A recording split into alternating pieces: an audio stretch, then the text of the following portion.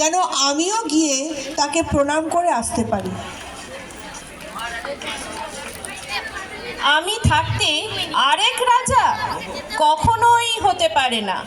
মন্ত্রীমশাই চারিদিকে খবর করুন, সেই শিশু কোথায় জন্মেছে তার খবর নিন তাড়াতাড়ি, তারপর আমি তার ব্যবস্থা করছি। যে আজ্ঞে মহারাজ।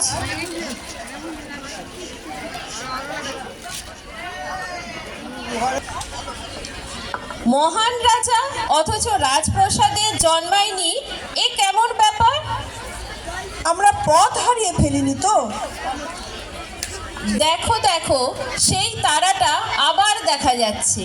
মনে হচ্ছে ওটাই আমাদের পথ দেখিয়ে নিয়ে যাবে। আমারও তাই মনে হচ্ছে।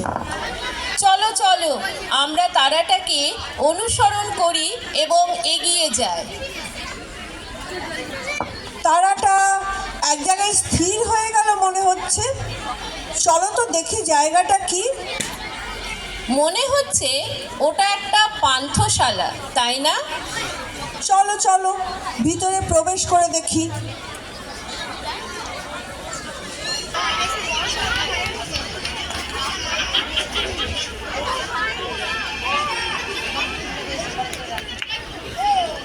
পণ্ডিতরা পান্থশালার গোয়াল ঘরে প্রবেশ করেন।